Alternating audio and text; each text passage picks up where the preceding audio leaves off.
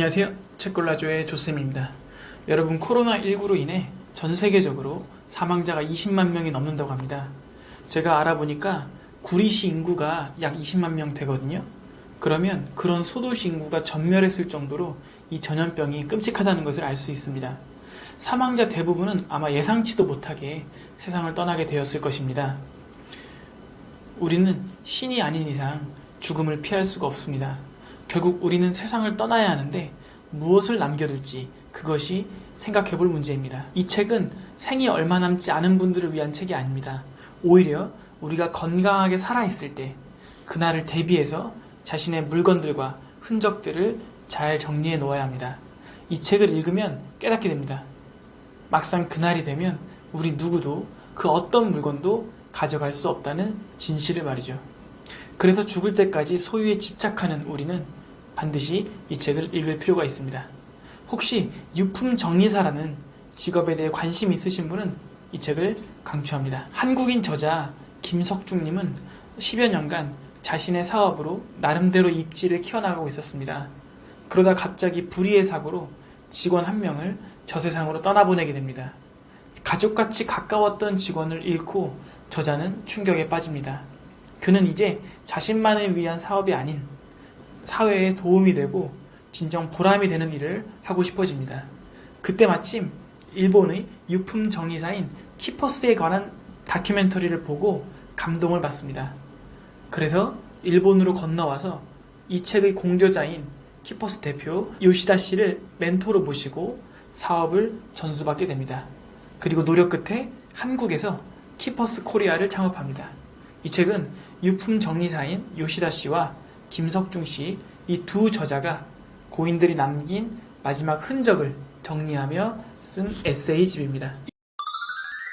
이 책의 구성을 간단하게 말씀드리면 요시다님이 쓰신 에세이가 46편, 김석중님이 쓴 에세이가 20편, 합쳐서 66편의 에세이로 구성되어 있고요. 부록으로 고독사의 문제를 정리한 소논문 형식의 에세이가 있고 또 고독사에 관한 다양한 체크리스트가 담겨 있습니다. 저는 사실 책에 한번 몰입하면 거의 한 자리에서 다 읽거든요. 보통 이런 에세이집은 2시간 정도면 속독으로 다 읽을 수 있습니다. 그런데 이 책은 실패했습니다. 중간에 몇 번을 쉬어야 했습니다. 그 이유는 짐작하시겠지만 내용이 별로여서가 아니라 너무 괴로웠기 때문입니다. 진짜 우리에게 유익하고 생각해봐야 하는 주제인데요. 또 한편으로는 우리가 마지막까지 고개를 돌리고 싶은 어둡고 슬픈 주제이기도 합니다. 그래서 이 책을 소화하는 것이 어려웠습니다. 에세이 66편을 한 자리에서 읽을 수 있는 분은 거의 없을 것 같습니다. 추천드리는 방법은 에세이를 몇 편씩 천천히 읽어보시다가 저처럼 괴로우시면 부록을 먼저 읽어보셔도 좋습니다. 고독사 예방에 관한 부록 에세이가 정말로 훌륭합니다. 어지간한 논문보다 더 통찰력이 있고요. 또 저자의 진솔함 때문에 고개가 끄덕여집니다.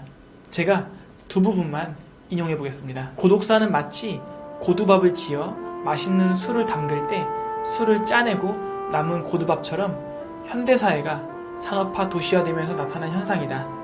모두가 맛있게 익은 술을 마시며 즐기는 사이 꽉 짜낸 고두밥은 생각지도 못한 찌꺼기를 남긴다. 고독사에 대해 정말 소름 돋는 비유가 아닌가요? 고독사로 인한 피해를 묘사하는 부분에서도 소름이 돋습니다. 먼저 고독사 현장에는 시신을 양분으로 먹고 자란 구더기와 파리가 가득하고 시체가 썩으면서 발생한 냄새 때문에 벽지와 마루 같은 외장재는 다 뜯어내야 한다. 또 흘러내린 시체 일부는 콘크리트 바닥까지 스며들어 살림살이는 시취가 베어 모두 버려야 하므로 어마어마한 쓰레기를 발생시킨다. 저자는 고독사가 개인의 문제가 아니라 현대 사회의 문제이며 우리 모두의 문제임을 계속해서 강조합니다. 우리 모두가 가해자인 동시에 피해자라고 주장하는데 100% 공감이 됐습니다. 부록에는 고립사의 위험도를 판단할 수 있는 체크리스트 등이 있어서 매우 유용했습니다. 저는 개인적으로 모든 국민들이 이러한 방식으로 자신을 체크해 보아야 한다고 생각합니다. 제가 영상 뒷부분에서 체크리스트를 띄워드리겠습니다. 여러분 스스로 한번 체크해 보시면 좋겠습니다. 이 책에 있는 에세이 한 편 한 편이 삶과 죽음이 얽힌 이야기여서 온갖 감정을 자극했습니다. 한스럽기도 하고 또 안타깝기도 하고 끔찍하기도 하고 또 처절하기도 하고 또 한편으로는 먹먹하기도 한 순간들이었습니다. 그러나 그 모든 죽음의 흔적들을 담담하게 받아들이고 자신의 역할을 묵묵히 수행하는 유품 정리사님들을 보면서 존경심을 넘어 경외심이 들 정도였습니다. 인간에 대한 깊은 배려와 사명감이 없이는 단 하루도 버틸 수 없는 직업입니다. 키퍼스 분들께 박수를 보내드리고 싶습니다. 네, 책 나눠줄 시간입니다.